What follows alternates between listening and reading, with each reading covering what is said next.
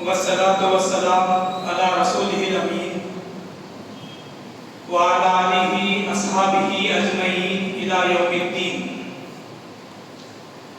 قابل احترام بزرگوں اور نوجوان ساتھیوں،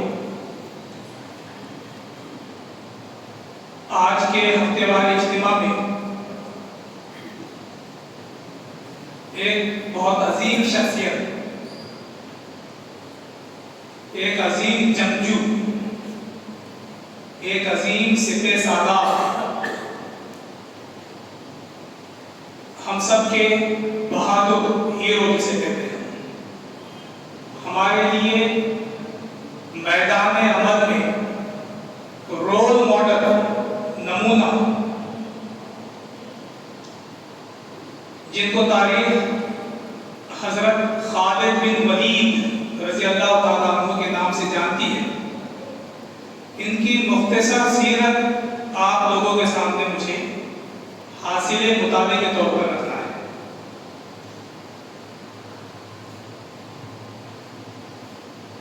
ایک جملہ اللہ کے رسول صلی اللہ علیہ وسلم کا پہلے آپ سن لیجیے، جو اللہ کے رسول صلی اللہ علیہ وسلم نے حضرت خالد بن ولید کے تعلق سے ارشاد فرمایا تھا. آپ فرماتے ہیں کہ خالد کو تکلیف نہ دو، کیونکہ وہ اللہ کی تلواروں میں سے ایک تلوار ہے جسے اللہ نے کافروں پر گرایا ہے. یہ اللہ کی تلوار میں سے ایک تلوار ہے جسے اللہ نے کافروں پر گرایا ہے.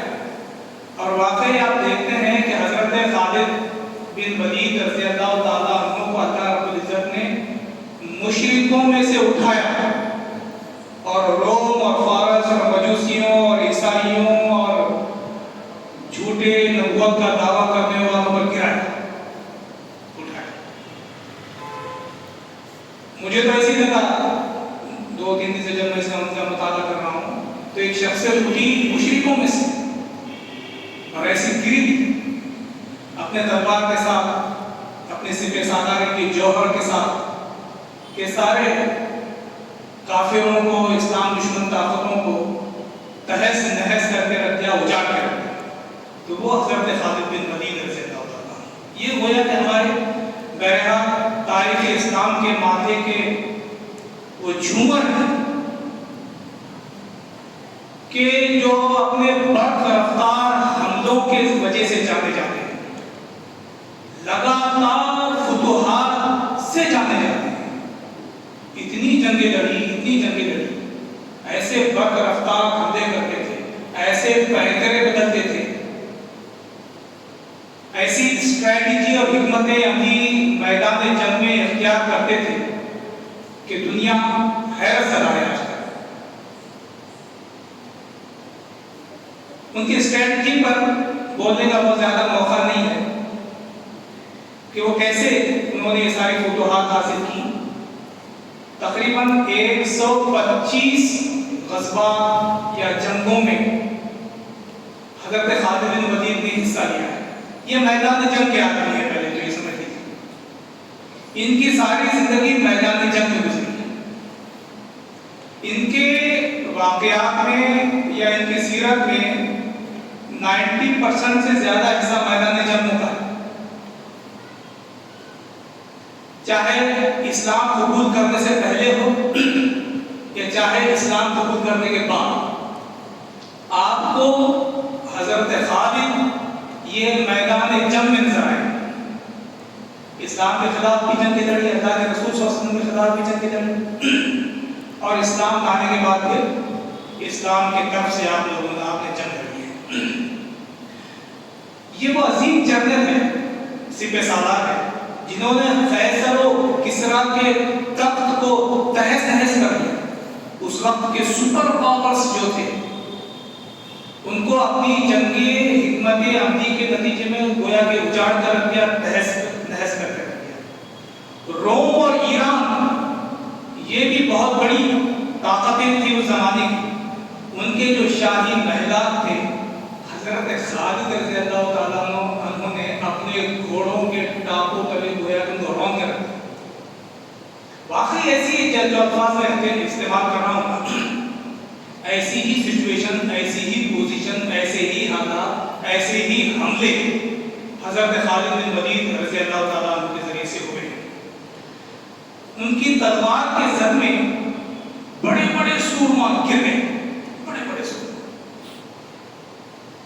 اور ایسی سچویشن بھی پیدا ہوئی کہ ان کے مقابلے پہ کوئی آنے کو تیار نہیں ہوتا تھا، اور حضرت خالد کا نام اگر آتا تھا تو کفار کے دلوں میں ایک طرح کی دہشت پیدا ہو جاتی تھی۔ اتنے عظیم جنگجو، اتنے عظیم سپہ سالار کو ہم جو ہے تو آج یہاں پر سن رہے ہیں، اور آپ دیکھتے ہیں کہ حضرت خالد اللہ تعالیٰ کی وہ تلوار ہے کہ جنہوں نے اسلام قبول کرنے کے بعد جو تلوار بیک وقت کفار پر بھی پڑی، مشرکین پر بھی پڑی، مرتدین اسلام کو چھوڑنے والوں پر پڑی، یہودیوں پر، نصارہ پر، مجوسیوں پر، ان سب پر بیک وقت ایسا لگتا ہے اس پورے سیناریو میں کہ حضرت خالد رضی اللہ تعالیٰ عنہ کو تلوار اور ضربیں پڑ رہی ہیں۔ اس لیے میں نے کہا پہلے کہ اللہ تعالیٰ نے ان کو مشرکوں میں سے اٹھایا اور ان سب پہ گرایا، اور بس جہاں گئے بس مشرکوں کے لیے، کفار کے لیے، اسلام دشمن طاقتوں کے لیے تباہی مچاتے ہوئے بہرحال چلے گئے، اور یہاں تک کہ اسلام کی سرحدوں کو گویا کہ آپ نے مختلف خلفائے راشدین کے زمانے میں، اللہ کے رسول کا زمانہ، حضرت ابوبکر صدیق کا زمانہ، حضرت عمر فاروق کا زمانہ، اس زمانے میں حضرت خالد بن ولید کی کوششوں سے دنیا کے آدھے حصے تک گویا کہ اسلام پھیل گیا۔ مختصر تعارف میں آپ کے سامنے رکھتا ہوں ان کا، کیسے تھے حضرت خالد، کیسے تھے، اور ہمارے نوجوان غور کریں کہ ہم کیسے ہیں۔ مضبوط اور چاق و چوبند جسم، روایت میں آتا ہے کہ 6 فٹ 4 یا 5 انچ کے تھے، اور بہت کیا کہتے ہیں اسے عام زبان میں ڈولے شولے والے، مسلس تھے، چربی نام تو نہیں قسم تھے، پورے مسلس تھے، پورے حضرت خالد بن ولید، چربی نام تو نہیں۔ وہ گینگ تھی، ان کے گینگ، پازیٹیو میننگ میں لکھے گینگ، ہمارے پاس گینگ نیگیٹو میننگ ہے۔ وہ تھے حضرت اکرمہ تھے، ابو طلحہ تھے، اور کچھ اور ساتھی تھے، یہ ہمیشہ ساتھ رہتے تھے، یہ ہمیشہ ساتھ رہتے تھے، اور وہ جب آتے تھے یہ 4-5 لوگ حضرت خالد کے ساتھ، ایسا باقی لوگوں کو حیبت طاری ہو جاتی تھی۔ یہ آپس میں کشتی لڑتے تھے، یہ آپس میں تیراکی کے مقابلے کرتے تھے، یہ آپس میں نیزے بازی کے مقابلے کرتے تھے، یہ شمشیر زنی آپس میں کرتے تھے، اس طرح کے کھیل کے ہوا کرتے تھے۔ موبائل نہیں تھا اس وقت، یہ کھیل کھیلا کرتے تھے۔ مطلب یہ کمپنی ایسی تھی دوستی کی، ان کی جو کمپنی کی دوست احباب کی، یہ ایسی تھی۔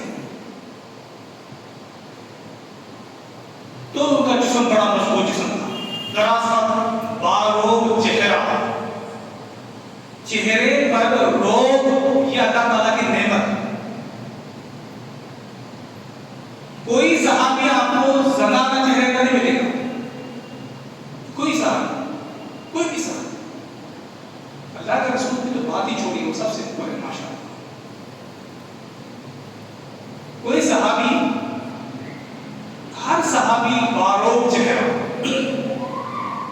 کہ جس کو دشمنان اسلام اگر دیکھ لیں اس چہرے کو تو روب میں آ جائے، ایسا چہرہ تھا۔ چوڑا اور کشادہ سینہ، چمکتی عقابی آنکھیں،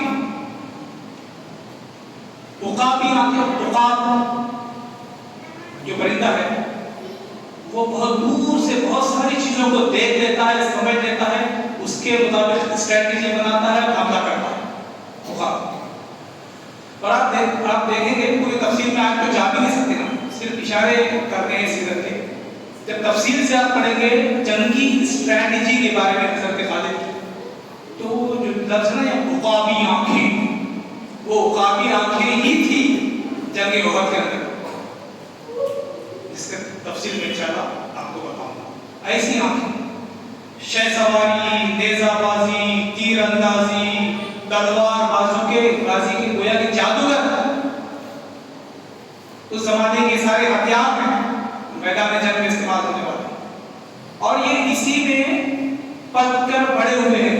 ان کے جو ولید ہیں، ان کے والد ولید بن مغیرہ، انہوں نے بچپن سے، حالانکہ ولید بن مغیرہ اسلام کے دشمن رہے ہیں آخر تک، بچپن سے سکھایا تھا۔ ہم اپنے بچوں کو کیا سکھاتے ہیں دیکھ لیجیے، مغیرہ نے، ولید نے جو ہے بچپن ہی سے تیر اندازی ہو، نیزہ بازی ہو، تلوار وغیرہ سب سکھایا، جنگی حکمت عملی کو، سیاسی چالوں کے بالکل ماہر ہیں۔ ایسی ایسی سیاسی چالیں، ایسی ایسی جنگی حکمت عملی حضرت خالد نے اختیار کی کہ لوگ آج تک حیرت زدہ۔ ایلیوژن تھیوری استعمال کرتے تھے اپنے جنگوں میں، مطلب یہ ہے کہ دشمن کو پتہ ہی نہیں چلتا کہ کدھر سے آنے والے ہیں، کہ کدھر سے حملہ کرنے والے ہیں، ان کی اسٹریٹجی کیا ہے، کبھی ادھر سے آ گئے، کبھی ادھر سے آ گئے، کبھی دوڑا دیا پوری فوج کو دشمن کے، اچانک حملہ کر دیا۔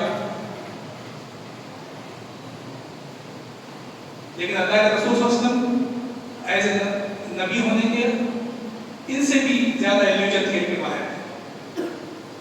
خود حضرت خالد کہتے ہیں کہ میری حکمت عملی کو اگر کسی نے کاٹا ہے، حضرت خالد کہتے ہیں تو اللہ کے رسول صلی اللہ علیہ وسلم، صلح حدیبیہ کے موقع پر اللہ کے رسول نے حضرت خالد کو اور دوسرے لوگوں کو پتہ ہی نہیں چلنے دیا کہاں سے جائے گا، کدھر سے جائے گا، جب حضرت خالد ماہر ہیں اس میں، لیکن ان کے حکمت عملی کو اگر کسی نے کاٹا ہے تو اللہ کے رسول صلی اللہ علیہ وسلم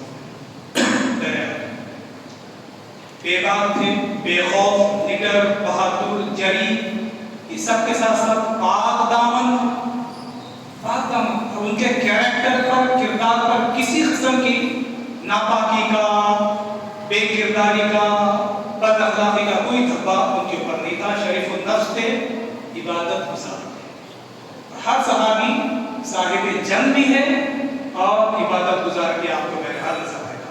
قسمت کے دھنی تھے، برق رفتار تھے، بہت تیز تھے، سست چلنے والے نہیں تھے، بلکہ تیز رفتار سے چلنے والے تھے، شعلہ بیان مقرر بھی تھے، لیکن ان کی تقریریں جو ہے تو مسجدوں میں نہیں ہوتی تھی یا جلسوں میں نہیں ہوتی تھی، ان کی تقریریں میدان جنگ کے اندر اپنے فوج کو ولولہ اور جوش دلانے والی تقریریں ہوتی، اور وہ دیکھیے میدان جنگ کے اندر جو سطح ساداب ہوتا ہے اس کی بہادری کے ساتھ ساتھ اس کی تقریر بڑی معنی رکھتی ہے۔ تو جس انداز سے وہ اکساتا ہے اور جس انداز سے وہ لوگوں کو جو ہے اس کے اندر جوش اور جذبہ پیدا کرتا ہے، تو وہ جوش اور جذبہ اور ولولہ پیدا کرنے کی تقریری حکمت عملی وہ میدان جنگ کے لیے رہتے ہیں۔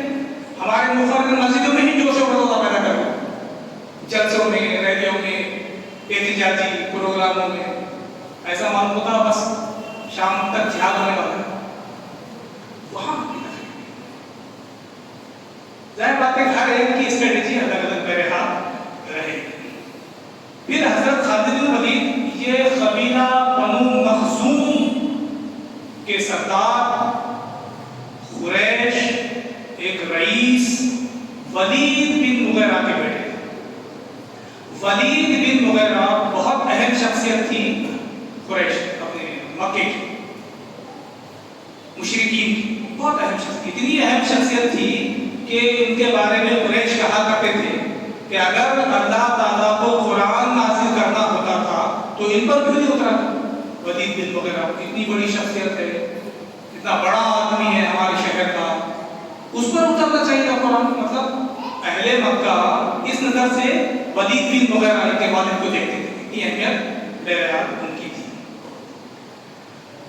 اگر سلسلہ نسب دیکھیں حضرت خالد کا تو خالد بن ولید بن مغیرہ بن عبداللہ بن عمر بن مخزوم القریش المخزوم، یہ قرآن کا ہم کو بھی معلوم ہونا چاہیے ہے نا؟ کیا ہے؟ میرا نام، میرے والد کا نام، میرے دادا کا نام، میرے پردادا کا نام، ان کے والد کا نام، ان کے والد کا نام. ہمارا شجرا کیا ہے؟ ہمیں سے بہت سارا کچھ ہے نہیں معلوم ہونا چاہیے کہ ہمارا سلسلہ نسب کیا ہے. آپ کی والدہ کا نام لبابہ صغرا تھا، جو اللہ کے رسول صلی اللہ علیہ وسلم کی زوجہ ہیں حضرت میمونہ رضی اللہ تعالیٰ عنہ، ان کے بہن تھی.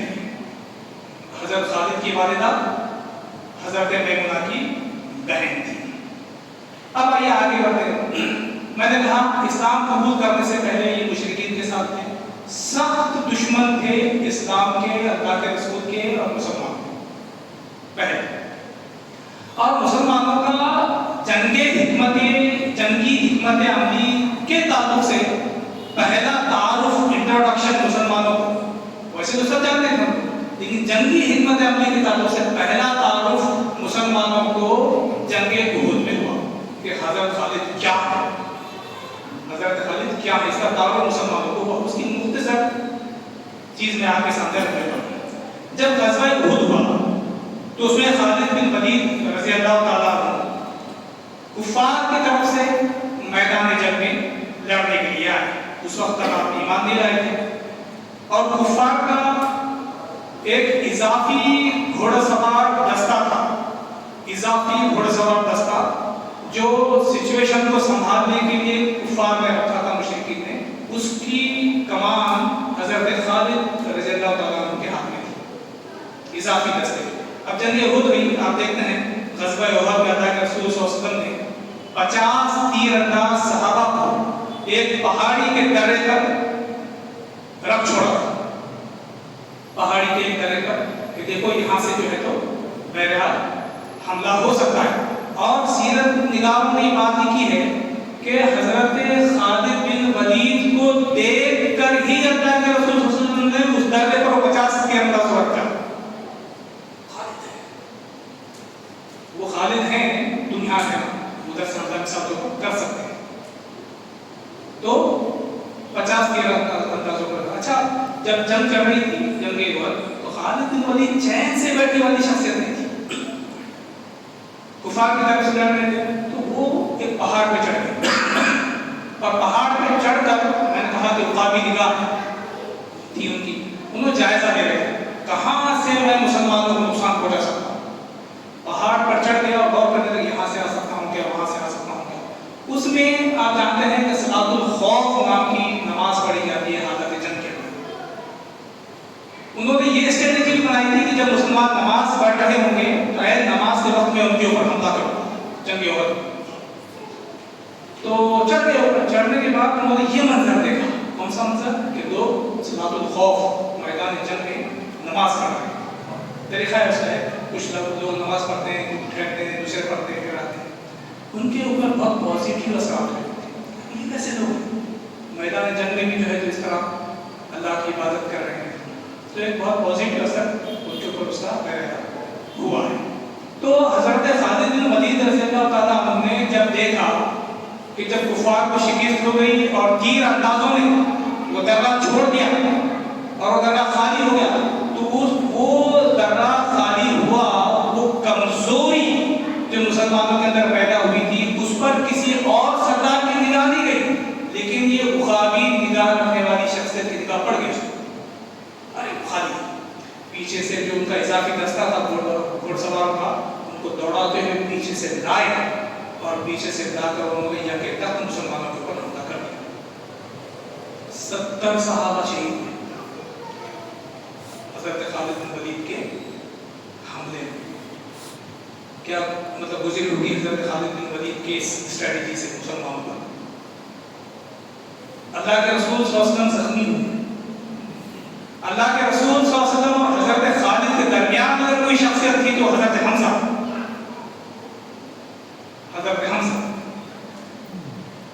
آخر تک اللہ کے رسول صلی اللہ علیہ وسلم کے ڈھال بن کر کھڑے رہے. پھر آپ جانتے ہیں کہ آپ وہ اللہ کے رسول کو بچاتے بچاتے حضرت حمزہ خود شہید ہوئے.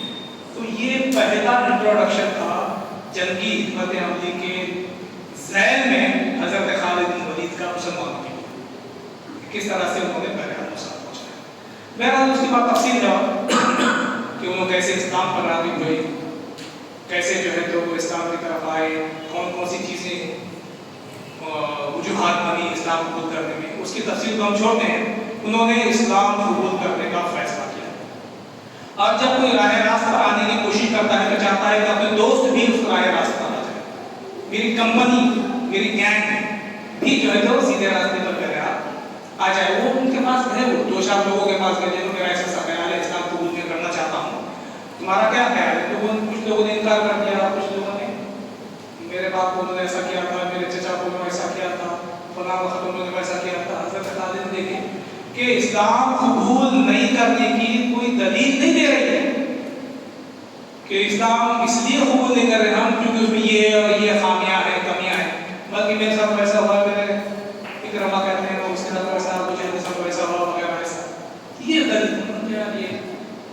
بہرحال انہوں نے فیصلہ کیا اسلام قبول کرنے کا، اور اللہ کے رسول صلی اللہ علیہ وسلم کی طرف جو ہے تو حضرت خالد نکلے تو آپ دیکھتے ہیں کہ اللہ کے رسول صلی اللہ علیہ وسلم اسلام قبول کرنے سے پہلے جب بھی حضرت خالد رضی اللہ تعالیٰ عنہ کا ذکر ہوتا، ان کی خوبیوں کا ذکر ہوتا، ان کی خصوصیات کا ذکر ہوتا، تو اللہ کے رسول فرماتے ہیں کہ حضرت خالد میں جو خصوصیات ہیں، جو خوبیاں ہیں، ایسا شخص اسلام سے بہت زیادہ دنوں تک دور نہیں رہ سکتا۔ یہ اسلام کا سرمایہ ہے، یہ اسلام ہی کا بہرحال سرمایہ ہے۔ تو جس طرح سے حضرت عمر رضی اللہ تعالیٰ عنہ کے تعلق سے اللہ کے رسول صلی اللہ علیہ وسلم دعا کی تھی، ویسے ہی حضرت خالد کے تعلق سے بھی خواہش تھی کہ یہ خوبیوں والا آدمی، یہ خوبیوں والی شخصیت اسلام کو میسر آ جائے۔ تو تحریک اسلامی کے لوگوں کو بھی سوچنا چاہیے کہ جو لوگ بہت خوبیوں والے ہیں معاشرے کے اندر، وہ ہماری تحریک کا حصہ بنے، اس کی بہرحال کو کوشش کرنی چاہیے۔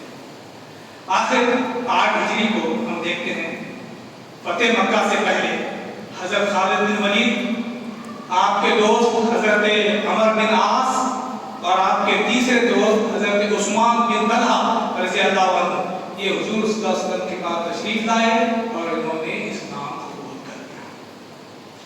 جب انہوں نے اسلام قبول کیا تو اللہ کے رسول صلی اللہ علیہ وسلم بہت خوش ہوئے، صحابہ بہت خوش ہوئے۔ اب سوچیں یہاں پر خالد بن ولید وہ شخصیت جس نے جنگ احد میں بہت بڑے پیمانے پر نقصان پہنچایا، 70 صحابہ شہید ہوئے، اللہ کے رسول صلی اللہ علیہ وسلم زخمی ہوئے، اللہ کے رسول نے معاف کر دیا، صحابہ نے معاف کر دیا، سب نے ان کو معاف کر دیا۔ معافی والی چیز کیفیت کو بھی یہاں پر ہم کو بہرحال سمجھنے کی ضرورت ہے۔ جب یہ آ گئے تو اللہ کے رسول صلی اللہ علیہ وسلم نے فرد مسرت سے کیا کہا؟ دیکھیں، کہا کہ اے لوگوں، مکہ نے اپنے جگر کے ٹکڑے تمہارے دامن میں ڈال دیے۔ جب کوئی باصلاحیت فرد تحریک کا حصہ بنتا ہے تو ایسی خوشی ہوتی ہے اور ہونی چاہیے۔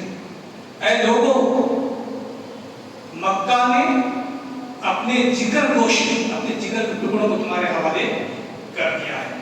حضرت خالد بن ولید کو خود جو ہے صحابہ نے یہ کہتے ہوئے سنا، وہ کہتے ہیں، طبقات کے سامنے یہ بات آتی ہے کہ اسلام قبول کرنے سے پہلے میں تقریباً ہر معرکے میں حضرت صلی اللہ علیہ وسلم کے سامنے نئے عزم اور ولولے کے ساتھ آتا، لیکن ہر مرتبہ میدان جنگ میں کچھ اس طرح میرے دل پر آپ صلی اللہ علیہ وسلم کا روب اور دبدبہ طاری ہوتا کہ میرے حوصلے پست ہو جاتے اور مجھے یوں محسوس ہوتا جیسے کوئی غیبی طاقت ہے جو اللہ کے رسول کی حفاظت کرتی ہے، میں چاہ کر بھی اللہ کے رسول صلی اللہ علیہ وسلم کے قریب نہیں پہنچ پاتا۔ اب جیسے اسلام قبول کیا تو حضرت خالد رضی اللہ تعالیٰ عنہ نے اللہ کے رسول سے فرمایا کہ آپ مجھے بھیجیے، محاذ پر بھیجیے مجھے، میں اب جنگ لڑنا چاہتا ہوں، میں آرام کرنے کے لیے، بیٹھنے کے لیے جو ہے اس میں شامل نہیں ہوں، بلکہ میں جنگ میں جانا چاہتا ہوں۔ اس وقت جو ہے جنگ موتا کا معاملہ درپیش تھا، اور جنگ موتا کو حضرت زید بن حارثہ رضی اللہ تعالیٰ عنہ کی سپہ سالاری میں اللہ کے رسول صلی اللہ علیہ وسلم نے پہلا روانہ کیا تھا۔ اسلام قبول کرنے کے بعد پہلی جنگ مسلمانوں کی طرف سے کفار کے خلاف، اسلام دشمن طاقتوں کے خلاف جو پہلی جنگ حضرت خالد بن ولید نے لڑی وہ جنگ موتا ہے. اس کے بارے میں ایک اہم بات یہ سمجھ لیجیے، آپ دیکھ لیجیے کہ جب اللہ کے رسول صلی اللہ علیہ وسلم نے لشکر کو روانہ کیا جس میں حضرت خالد بھی بطور سپاہی موجود تھے، تو اللہ کے رسول صلی اللہ علیہ وسلم نے ہدایت دی کہ دیکھو جب جنگ شروع ہو جائے تو اگر زید شہید ہو جائیں سپہ سالار تو جعفر بن ابی طالب کو تم نے اپنا سپہ سالار بنا دینا، اگر وہ بھی شہید ہو جائیں تو عبداللہ بن رواحہ کو تم نے اپنا سپہ سالار بنا اور ان کے ہاتھ میں جھنڈا دینا، اور اگر وہ بھی شہید ہو جائیں تو مسلمانوں نے آپس میں مشورہ کر کے جس کو سپہ سالار اپنا امیر بنانا ہے وہ بنا دینا. اسلامی لشکر جب موتا کے مقام پر پہنچا تو یہ روم کے خلاف شاہ روم ہرقل یا ہرقل کہا جاتا ہے 1,00,000 جنگجو موجود تھے اسلامی لشکر کا مقابلہ کرنے کے لیے. بعض روایت میں 13 الگ الگ ہے.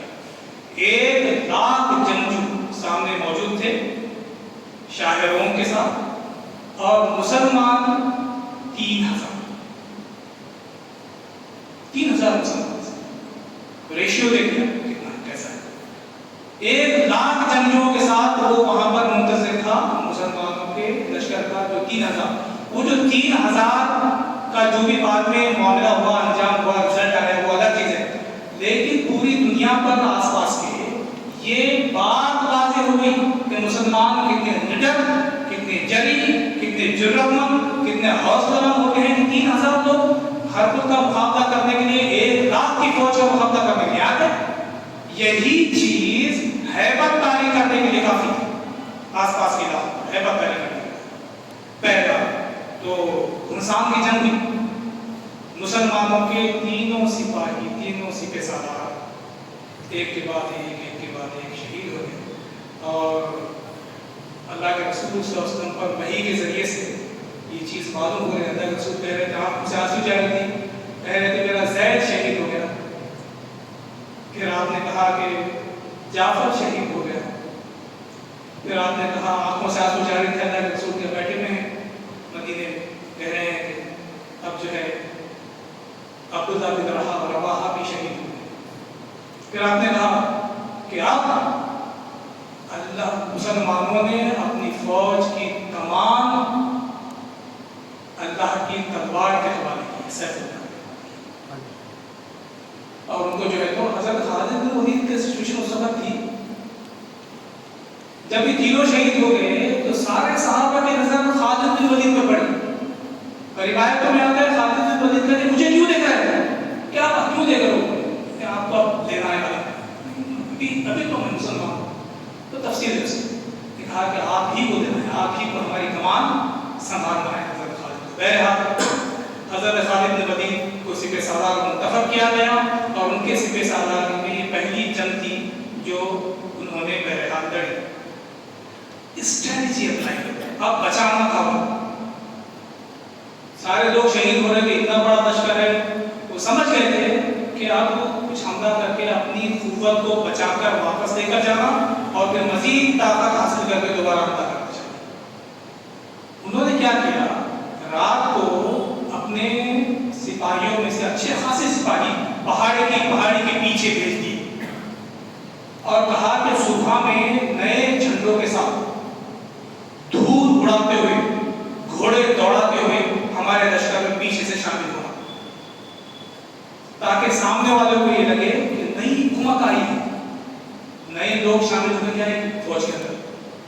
میرا ویسے ہی کیا حضرت خالد نے اور میدان جنگ میں بہت پرجوش ایک تقریر کی اور اچانک رومیوں پر بھرپور حملہ کر دیا. رومی اس اچانک اور بھرپور حملے کے لیے ذہنی طور پر تیار نہیں تھے، چنانچہ بدحواسی کا شکار ہوئے، تتر بتر ہو گئے اور گویا کہ ایک طرح کی شکست رومیوں کو ہوئی اور حضرت خالد بن ولید رضی اللہ تعالیٰ عنہ اپنے اس کو بچا کر واپس لے کر آئے. خود خالد بن ولید کہتے ہیں، بخاری شریف میں یہ بات آئی ہے کہ جنگ موتا کے روز میرے ہاتھوں سے 9 تلواریں ٹوٹی. 9 تلواریں حضرت خالد بن ولید رضی اللہ تعالیٰ عنہ کے ہاتھوں سے ٹوٹی. پھر میرے ہاتھ میں سے ایک یمنی بانا یعنی کہ چھوٹی اور پھر لشکر کو بچا کر بہرحال ہم دیکھتے ہیں کہ وہ واپس پہنچتے ہیں. اور یہ وہ موقع ہے جہاں اللہ کے رسول صلی اللہ علیہ وسلم نے حضرت خالد کو وہ لقب دیا سیف اللہ, اللہ کی تلواروں میں سے ایک تلوار, سیف من سیوف اللہ, یہ کہا اللہ نے. اور پھر وہی لقب بہرحال آخر تک جاری رہا. پھر اس کے آگے مختصر کرتا ہوں بات کو اپنی. فتح مکہ ہوا. فتح مکہ میں جو ہے تو آپ جو ہے تو شامل رہے. غزوہ حنین میں آپ شامل رہے. وادی حنین میں حضرت خالد بن ولید نے بہت زبردست معرکہ لڑا. اس کے آگے غزوہ طائف ہے. غزوہ حنین سے بھاگے ہوئے لوگ طائف کے قلعے میں جا کر جمع ہو گئے. حضرت خالد کو اللہ کے رسول صلی اللہ علیہ وسلم نے بھیجا جاؤ وہاں پر جا کے محاصرہ کیا. للکارا وہ جو نکلو باہر, لیکن دروازہ بند کر کے بیٹھے نکلیں گے طائف کے قلعے سے.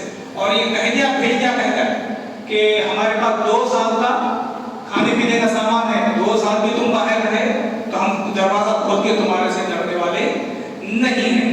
تو اللہ کے رسول نے جب دیکھا کہ اس سے زیادہ خطرہ نہیں ہے تو پھر حضرت خالد کو بہرحال واپس بلا دیا. پھر ایک بہت اہم جنگ ہوئی غزوہ تبوک. تبوک میں بھی جو ہے اللہ کے رسول نے حضرت خالد کو بہرحال بھیجا.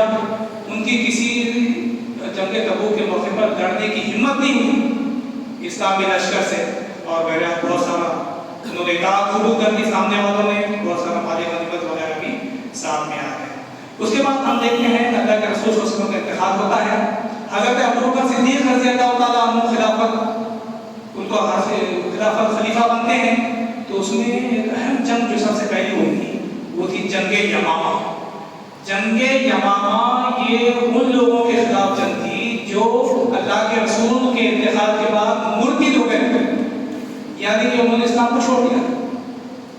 تو ان کی سرکوبی کے لیے جیسا کہ آپ کو نام معلوم ہے مسیلمہ کذاب. مسیلمہ کذاب نے نبوت کا بھی اعلان کر دیا, مرتد بھی ہو گئے, نبوت کا بھی اعلان کر دیا. تو ابوبکر صدیق رضی اللہ تعالیٰ عنہ نے 13,000 مجاہدین کے ساتھ حضرت خالد بن ولید کو امیر بنا کر اس جھوٹے نبوت کے دعوے دار کی سرکوبی کے لیے بھیجا. اور سامنے تھا مسیلمہ کذاب کا 40,000 کا لشکر. یہ 13,000 وہ 40,000. یمامہ کے مقام پر یہ مقابلہ ہوا. اس موقع پر حضرت خالد نے بہترین جنگ حکمت عملی, سیاسی بصیرت اختیار کی, شوق شہادت سے لوگوں کو بھر دیا. اور ہم دیکھتے ہیں کہ اسلامی فوج کے 13,000 سپاہیوں نے مسیلمہ کذاب کی 40,000 فوج کے پرخچے اڑا دیے, رون کر دیے. ابھی آپ سوچتے چلیے 3,000 کیسے حملہ کرتے تھے, اتنے بڑا لشکر. ہمیشہ ہماری تعداد کم رہی, دشمن کی تعداد زیادہ, پھر بھی ہم ماشاءاللہ جیتتے رہے. پھر حضرت ابوبکر صدیق رضی اللہ تعالیٰ عنہ نے حضرت خالد کو ایران کے مورگوں پر بھیجا. یہ یمامہ سے فارغ ہوئی کہ آپ نے ایران کی طرف بھیجا, وہاں پر پیش قدمی کرنے کے لیے کہا. 12 ہجری کو حضرت خالد عراق کے علاقے ابدا پر پہنچے. ایران کے ایک صوبہ حزیر میں پہنچے, اور وہاں کا ایک بہت ہی مشہور جو سپہ سالار حاکم تھا, اس کو تاریخ میں بہت اہمیت دی گئی ہے, وہ ہے ہرمز. نہایت دلیر تھا, جنگجو سردار. اس کی دھان پورے عرب پر, عراق پر, ایران پر, یہاں تک کہ انڈیا پر اس کی دھان بہرحال بیٹھی تھی. اس نے اپنے بیڑے, جنگی بیڑے جسے کہتے ہیں, بھارت میں بھی روانہ کیے تھے حملہ کرنے کے لیے. ہرمز اس کے ساتھ مقابلہ کرنے کے لیے بہرحال بھیجا. ہرمز کی مدد کے لیے ایران کے بادشاہ نے جب حضرت خالد اس کی جو ہے تو مقابلے کے لیے گئے, تو اور 1,00,000 فوج ایران کے بادشاہ نے ہرمز کی مدد کے لیے بھیجا. جبکہ اسلامی لشکر صرف یہاں پر بھی 13,000 اور وہ جو ہے تو 1,00,000 سے زیادہ. یہاں حضرت خالد رضی اللہ تعالیٰ عنہ نے بہت ساری جنگی حکمت عملی کے ساتھ ساتھ ایک اہم کام کیا. انہوں نے کیا کیا, وہ خود میدان میں چلے گئے, اپنے گھوڑے کو دوڑاتے ہوئے اس سپہ سالار ہرمز کے خیمے کے پاس لا کر کھڑے کر دیا, اور اور کہا کہ نکل باہر مجھ سے مقابلہ کر۔ ہرمز کو چیلنج کیا، میرے سے مقابلہ کر، دعوت۔ وہ باہر نکلا، جوش ایسا دلایا جاتا تھا کہ سامنے والا ہوتا نہیں میں آؤں گا مقابلہ کرنے کے لیے، غیرت کو جگایا جاتا۔ وہ ہرمز بہرحال باہر نکلا، دونوں میں 1 to 1 فائٹ، 2 بندوں لڑائی ہوئی، اور حضرت خالد رضی اللہ تعالیٰ عنہ نے تھوڑی ہی دیر میں اس کو زمین پر گرایا، اس کے سینے پر بیٹھے، اور اتنے بڑے سپہ سالار جس کا روب کہاں کہاں تھا میں نے ابھی آپ کو بتایا ہے، اس کا سر دھڑ سے الگ کر دیا۔ یہ اتنا اچانک ہوا، اتنی تیزی سے ہوا کہ ایرانی فوج کے سمجھ میں نہیں آیا کیا ہوا، اور بہرحال اس کے بعد ان کے حواس باختہ ہو گئے، فوج بھاگ نکلی، اور یہ جنگ مسلمانوں نے جیت لی، اور بہت زیادہ مال غنیمت، ہیرے جواہرات وغیرہ جو ہے تو ان کے ہاتھ آئے۔ یہیں پر ایران میں حضرت خالد 2 سال رہے، اور 2 سال تک آپ نے جو ہے تقریباً 15 جنگیں لڑی، 15 جنگیں لڑی، 125 ٹوٹل جنگ اور جہاد حضرت خالد نے کی۔ اس کے بعد پھر جنگ یرموک ہوا۔ جنگ یرموک کی تفصیل نہیں بتاتا ہوں میں سے، آپ سن لیجئے۔ رومی جنرل تھے حامان، 2,40,000 کا لشکر، سامنے 2,40,000 کا لشکر وہ لے کر میدان میں اترا، اور حضرت خالد کے ساتھ 40,000 مجاہد، 2,40,000 40,000 مجاہد، اور پھر آپ جانتے ہیں کیسے سر و سامانی تھی، لیکن ایسا لڑے حضرت خالد رضی اللہ تعالیٰ عنہ کی قیادت میں کہ 1,30,000 رومیوں کو مارا گیا۔ اس یہ 40,000 کی فوج نے 1,30,000 رومیوں کو جہنم رسید کی۔ اتنے زبردست طریقے سے بہرحال کرتے تھے۔ پھر اس کے بعد دمشق کی جنگ آئی۔ اب یہ ایک اہم پہلو ہے، یہاں پر دیکھیے حضرت خالد کی سیرت کا ایک بہت اہم پہلو آپ کے سامنے آنے والا ہے، اس کو بہت غور سے سنیے۔ حضرت ابوبکر صدیق رضی اللہ تعالیٰ عنہ نے حضرت خالد کی قیادت میں دمشق کی طرف فوج روانہ کی، دمشق کو فتح کیا گیا۔ اسی اثنا میں جب دمشق کی بہت اہم جنگ جاری تھی، حضرت ابوبکر صدیق رضی اللہ تعالیٰ عنہ کا انتقال ہو گیا، اور حضرت عمر فاروق رضی اللہ تعالیٰ عنہ خلیفہ بنے۔ اور حضرت عمر فاروق رضی اللہ تعالیٰ عنہ نے جیسے ہی خلیفہ مقرر ہوئے، دمشق کی جنگ کے دوران ہی ایک خط لکھا حضرت ابو عبیدہ بن الجراح کے نام کہ میں خالد کو سپہ سالاری سے معزول کرتا ہوں، اور تمہیں جو ہے سپہ سالاری سونپتا ہوں۔ اب اسلامی فوج جو دمشق میں لڑ رہی ہے، اس کے سپہ سالار حضرت خالد نہیں رہیں گے، اور حضرت ابو عبیدہ یہ جو تو مسلمانوں کے کمانڈر ہوں گے۔ یہ عین جنگ کے حالات میں یہ ڈرا رہا ہے۔ اس کے پیچھے بڑا بیک گراؤنڈ ہے، کیونکہ آپ وہ مختصر وغیرہ دیتا ہوں۔ عین جنگ کے حالات میں اب دیکھیں کہاں سے حضرت خالد شروع ہوئے، جنگ کی جنگ، فتح پر فتح، فتح پر فتح، فتح پر فتح، پوری دھاک بڑھی ہوئی۔ کرکٹ میچ سے سمجھ لیجیے، سو ایک مثال دیکھیں کہ ایک ایسا بیٹسمین جو سینچری پہ سینچری لگا رہا ہے میدان میں، اور کپتان بڑھ رہا ہے پاکستان، اور نئے پلیئر کو بھیج رہا ہے۔ یہ سچویشن ایک بہت زبردست پرفارمنس دے رہا ہے بیٹسمین، 1 سینچری ہو گئی، 150 ہو گئے، 250 ہو گئے، کافی اوور باقی، اور بہت اچھا پرفارمنس وہ دے سکتا ہے۔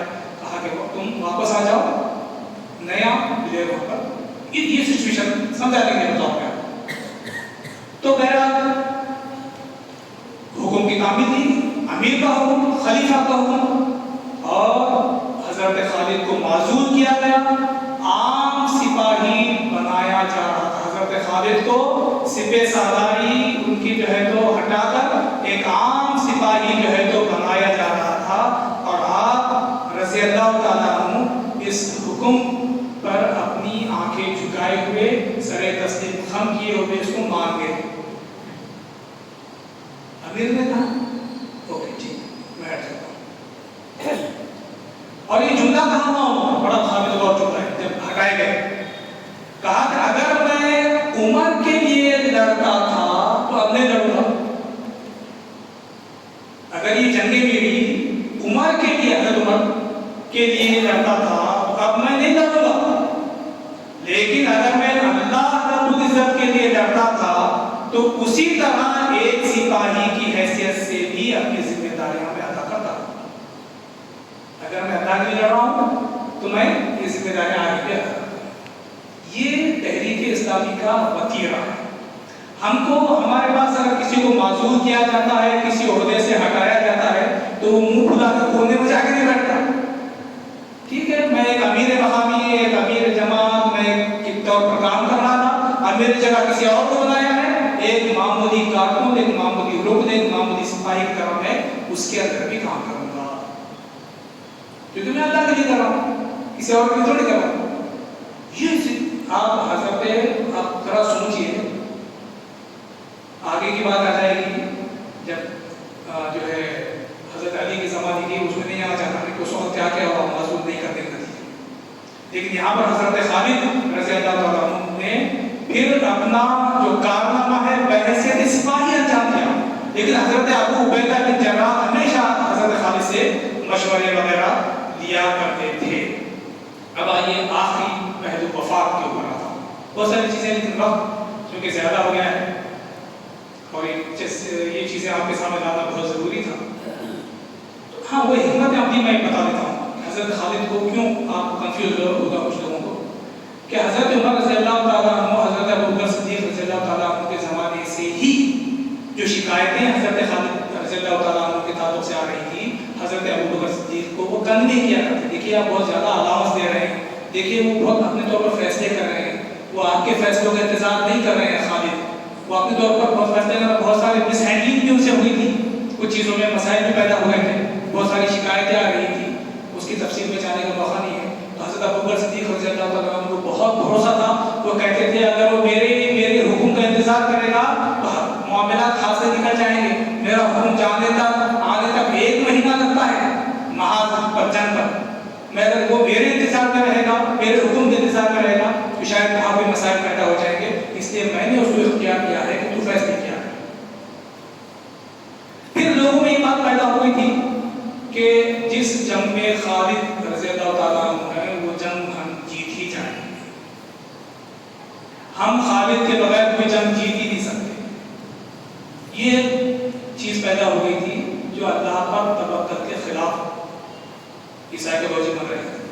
تو حضرت ابوبکر صدیق، حضرت عمر فاروق رضی اللہ عنہ بڑے سخت اس معاملے میں تھے. انہوں نے اس کا توڑ کیا اور آپ نے جو ہے تو ہٹایا کہ، اور یہ بات کہی کہ فتح یہ خالد کی وجہ سے نہیں، رب خالد کی وجہ سے ملتی ہے. فتوحات یہ خالد کی وجہ سے نہیں ملتی، یہ رب خالد، رب کائنات کی وجہ سے بہرحال ملتی ہیں. اس کے بعد حضرت خالد رضی اللہ تعالیٰ عنہ کی یہ دمشق کی جنگ سے ہٹائے گئے. عبیدہ، حضرت ابو عبیدہ سپہ سالار بنے. یہ جنگ اس کے بعد کی اور کئی جنگیں حضرت ابو عبیدہ نے خالد رضی اللہ تعالیٰ عنہ کے سپہ سالاری کے بغیر میں جیتی. تو اس چیز کو جو ہے تو وہ بہرحال ختم کرنا چاہتے ہیں. وہ 21 ہجری کی رات تھی جب حمص کے شہر بستر مرگ پر لیٹا ہوا تھا یہ دنیا کا عظیم سپہ سالار، یہ عظیم فاتح حضرت خالد بن ولید بستر پر پڑے ہوئے، حسرت اور یاس کی تصویر بنے ہوئے ہیں. بستر مرگ یعنی اب موت قریب ہے، آنکھوں سے آنسو جاری ہیں. لوگ ایمانداری کو بیٹھے ہوئے ہیں. کسی نے پوچھا کیوں رو رہے ہو؟ کیا موت کے ڈر سے رو رہے ہو؟ سوچیے، موت کا ڈر. حضرت خالد جن کے جسم کا ایک حصہ بھی زخموں سے خالی نہیں، ہر جسم کے ہر حصے پر زخم، میدان جنگ میں تلواروں کے، نیزوں کے، تیروں کے بغیر. تو آپ نے فرمایا اللہ گواہ ہے میں نے 100 سے زیادہ جنگوں میں شرکت کی، میرے جسم کا کوئی حصہ ایسا نہیں ہے جہاں تیر کا یا نیزے کا گھاؤ نہ ہو. مگر ہائے افسوس کہ آج میں میدان جنگ کے بجائے بستر پر پڑ رہا ہوں، اور میری یہ خواہش تھی، شدید خواہش تھی کہ میں میدان جنگ میں جہاد کرتے کرتے شہادت پاؤں، اس لیے میرے آنکھوں سے آنسو جاری ہوئے۔ تو حضرت خالد نے 125 جنگوں میں حصہ لے کر بھی آپ کی موت جو ہے تو بستر پر ہو رہی ہے۔ اس سے علماء کرام ہمارے کیا سمجھاتے ہیں ہم کو کہ موت میدان جنگ میں جانے سے نہیں آتی، فیلڈ میں جانے سے نہیں آتی۔ اگر موت صرف میدان جنگ میں، میدان جدوجہد میں آنی ہوتی تو حضرت خالد بن ولید تو کب بھی شہید ہو جاتے، لیکن بستر مرگ پر بہرحال لوگ مر رہے ہیں۔ پھر انتخاب ہو گیا۔ ورثہ اتنا عظیم سپہ سالار جس سے پورا کفر ہیبت زدہ رہتا تھا، ورثے میں کیا ہے، پیچھے کیا چھوڑ دیا، ایک غلام، ایک گھوڑا اور جنگ کا تھوڑا بہت سامان، وہ انتخاب کے بعد یہ تھا۔ پھر راہ خدا میں شہادت ان کا مقصد حیات، مقصد زندگی تھی۔ ان کی جان صرف اللہ کے لیے وقف تھی اور مال بھی اللہ کے لیے وقف تھا، جان بھی اور مال بھی۔ انہوں نے اپنے مقصد کے مقابلے میں اپنی زندگی کو کبھی عزیز نہیں رکھا، اپنے مقصد کے مقابلے میں کبھی اپنی زندگی کو عزیز نہیں رکھا۔ ان کی شدید خواہش کے باوجود بھی انہیں شہادت بہرحال نصیب نہیں ہوئی۔ جب حضرت عمر کو ان کی وفات کی اطلاع ملی تو حضرت عمر کے جملوں پر آپ غور کیجیے۔ آپ نے فرمایا مسلمانوں کو ایسا نقصان پہنچا ہے کہ جس کی تلافی ممکن نہیں ہے۔ حضرت خالد ایسے جرنیل تھے کہ اب شاید ہی کوئی ان کی جگہ لے سکے گا۔ حضرت خالد یہ دشمن کے لیے مصیبت تھی۔ اب آخری بات کہہ کر اپنی بات کو ختم کرتا ہوں۔ اگر آج بھی کوئی عالم اسلام میں انقلاب لانا چاہتا ہے، کوئی تبدیلی معاشرے میں لانا چاہتا ہے، وہ چاہے تحریک اسلامی کا فرد ہو یا عام انسان ہو، کوئی اگر تبدیلی لانا چاہتا ہے، انقلاب لانا چاہتا ہے، تو اس کے اندر دو لازمی عنصر ہونا ضروری ہے۔ اس کے بغیر وہ کوئی تبدیلی نہیں لا سکتا، اس کے بغیر وہ کوئی انقلاب نہیں لا سکتا، وہ زمانے کو بدل نہیں سکتا۔ حضرت خالد دو عنصر، بہت ضروری عنصر اس کا ہونا ضروری ہے، جس کا اشارہ علامہ اقبال نے اپنے خطاب میں شاعری میں کیا۔ پہلا عنصر وہ ہے شہادت کا شوق،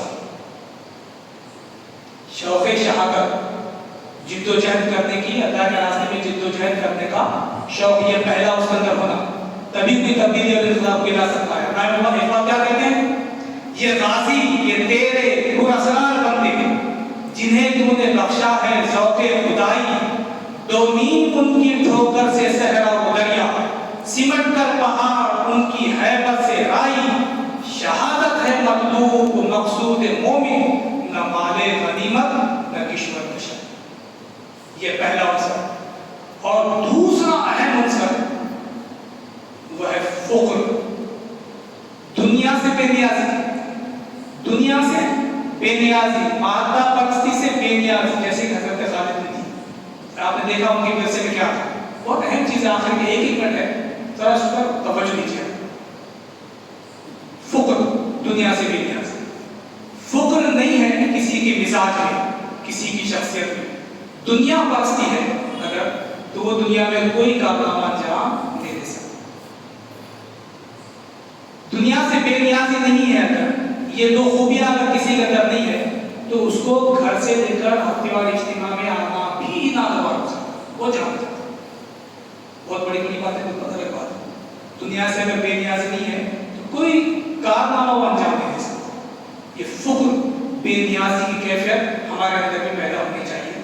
علامہ اقبال کے ان اشعار پر میں اپنے اس بیان کو ختم کرتا ہوں جس میں فقر کا ذکر کیا گیا ہے، اس کو سنیں۔ علامہ فرماتے ہیں، سوچا بھی ہے اے مرد مسلمان کبھی تو نے، کیا چیز ہے فولاد کی شمشیر جگر کا، اس بیت کا مصرع اول ہے کہ جس میں پوشیدہ چلے آتے ہیں توحید کے اسرار، ہے فکر مجھے مصرع ثانی کی زیادہ، اللہ کرے عطا تجھ کو فکر کی تلوار، قبضے میں یہ تلوار بھی آ جائے تو مومن، یا خالد جواز ہے یا حیدر کررار۔ وآخر دعوانا الحمدللہ رب العالمین، سبحان ربک رب العزت عما یصفون وسلام علی المرسلین والحمدللہ رب العالمین۔ وقت تھوڑا زیادہ ہوا، اس کے لیے معافی چاہیے۔